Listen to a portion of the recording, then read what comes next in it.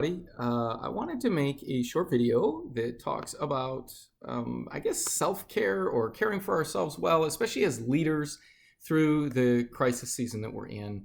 I know it's been hard. I don't know exactly what you've been going through, those of you who get to see this video, but I know our whole world's going through a tough time. And every leader I talk to tells me that it's likely the most challenging season of leadership in their lives. I think that's probably true for me. I've been through bouts of feeling depressed, bouts of anxiety, bouts of sort of a roller coaster feeling, almost nauseous with all the change and everything that's going on. So I know it's challenging, and I've had moments where I didn't know which steps to take next or how to process things. I've had moments where I felt upset and angry, all of these different things happening. So what do we do? How do we lead ourselves well through this time? How do we do self-care, that kind of thing?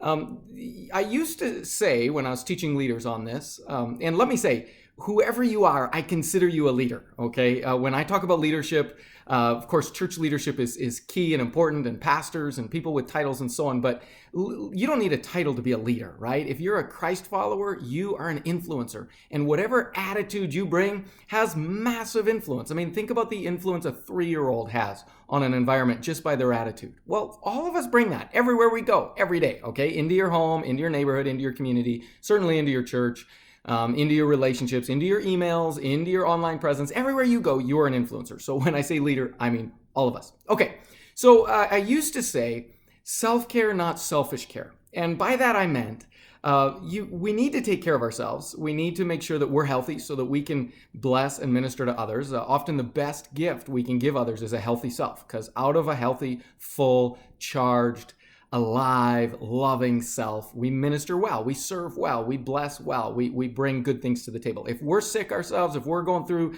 bad things ourselves, if our hearts are messed up, if we're carrying unforgiveness, all that, then we're not going to be much of a blessing to others, right? So I used to say self-care, not selfish care, and encourage people to do that. But I'm shifting that a little bit right now, because I still think the term self-care gives us this sort of temptation still to think, I'll just do what's easy for me right now, or I just need a break. It's still too easy to move to selfish care. So here's a new term that I'm using for myself and that I'm using in leadership care right now, and that is lead yourself well, or maybe I could even say it this way: self-discipline. Self-discipline. Now, it doesn't sound nearly as cozy and sweet and nice, self-discipline as self-care. But listen, self-care really is about leading yourself. It really is about self-discipline. And it's bringing myself to a place where I will be healthy and where I will be a blessing to others. Paul said it this way in 1 Corinthians 9:27. He said, "No, I discipline my body. I make it a slave so that after I've preached to others, I myself will not become disqualified." So he says, I'm leading myself well. I'm disciplining myself, and I'm making my body a slave to me so that I won't just lead others well, but I'll lead myself well, because I don't want to disqualify myself from my race. So here's 7 areas. I'm going to name them to you quick that you can lead yourself well or be self-disciplined about through this season. I think this will help you win during this crisis that we're in. Number 1, find quiet. You've got to find quiet space free from distractions, space free from the internet, space free from phone calls, space free from emails. You've got to find solid chunks of time where you and God are together, where you're just hearing him or just being with him or just alone with your thoughts, alone with your God. Quiet. It's so key and so critical. Every successful leader in a crisis knows this. We've got to stop the voices coming at us, and we've got to get quiet. That's the place clarity comes from. That's the place a still center comes from, all those things. So find quiet. That would be number 1. Discipline yourself. As Christians, we call this the discipline of devotions, but discipline yourself to get that good, solid quiet, okay? Jesus himself certainly did this. The second discipline, I would say, is find help, okay? So in other words, you're going to find quiet. That's the first one. The second one, you're going to find help. Sometimes it's hard to reach out and ask for help. You text a friend or call a friend and say, hey, can we talk? I need some advice. I need some help. I need a listening ear. Get a therapist, get a counselor. just reach out for help. It's one of the hardest things to do when you're down, when you're discouraged, when difficult things are going on in your life. But please, please, please reach out. I can't tell you in the last 10 months how many times I've reached out for help to my wife, to my colleagues, to friends, to peers, to my small group. There's just been so many people who have graciously responded to my calls for help when I was drowning in challenges. So discipline yourself to find help. If you don't, you will regret it. Third one, eat, exercise, sleep. In other words, take care of your physical health. When we say self-care, we don't mean give yourself permission to have cake once in a while. Give yourself permission to just be lazy. No. Self-care means just that. Care for yourself. Give yourself the same advice you'd give somebody else. And you know this. In a crisis, being well slept is huge. Eating healthy and exercising, all those things, they matter so, so much. So, when I get a chance to interview great leaders, this is one of their biggest answers back to me is physical health matters for your leadership. So find quiet, find help, take care of your physical health. Fourth one I'll mention is when outputs increase, make sure you're disciplined to increase your inputs. Okay. So in a stressful time, your outputs increase, right? I need to do this. I need to get that done. I need to make this call. I need to serve in this way. I need to help this person. And your output. And the temptation is to lower your inputs instead of increase them. If your outputs are increasing, you need to raise your inputs. What's feeding you? What's helping you? What's strengthening you? What's life-giving to you? Not Netflix, right? But what's life-giving? And again, I'm not saying you can't take breaks. I'm just saying make sure they're breaks, not binges, right? Because that'll just ruin you. That'll hurt you, not help you. That's not self-care. That's self-harm. Okay, so where are we? Inputs, and then discipline your thoughts, right? Your life moves in the direction of your strongest thoughts. So that's the sixth one. If you're keeping track of numbers there, but there's disciplining your thoughts, and I'll put these in a note underneath so we can track these 7 things that you can be disciplined about while you're leading yourself well during a crisis. So discipline your thoughts and choose what you're going to think about. Fight to keep your thoughts in proactive mode instead of reactive mode. For me, this means not reading all the comments underneath news articles. What people write, it's so full of filth and resentment and anger and bizarreness, and it puts yuck in my heart and in my soul and in my mind. And so I gotta watch that. I don't want my thoughts all over the place. I want to think thoughts that are congruent, right? I got to take control of my thoughts, and I want them working in the same direction. So that's when you have integrity, is when your thoughts all go in the same direction.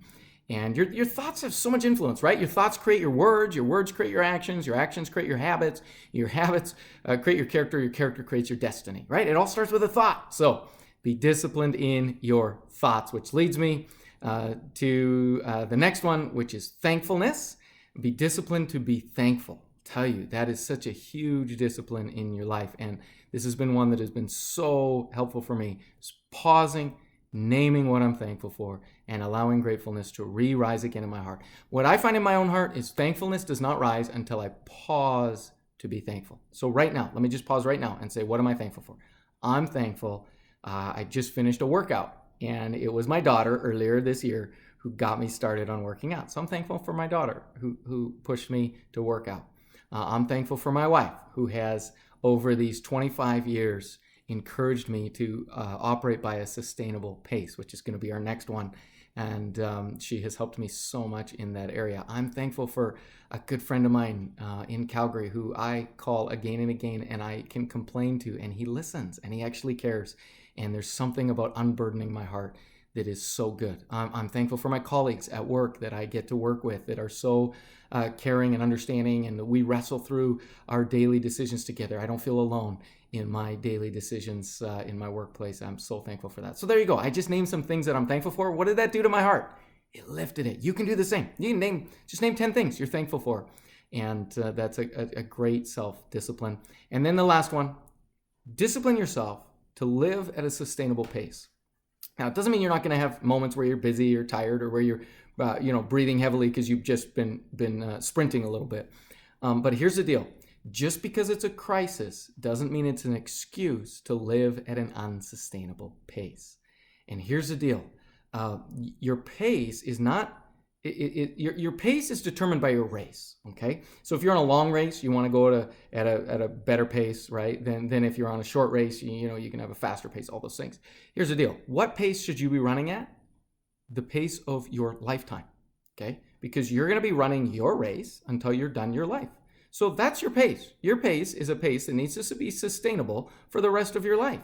And there's just way too many people who don't live by rhythms. They don't live by rest and engagement and Sabbath and engagement. And if you don't take the time to rest, you'll burn out. It's that simple. And you'll be grumpy and tired and mad at the world. And it's what can I say? It's your fault, right? You gotta take responsibility for your own pace and your own rhythms. Nobody's got a gun to your head. You can make choices.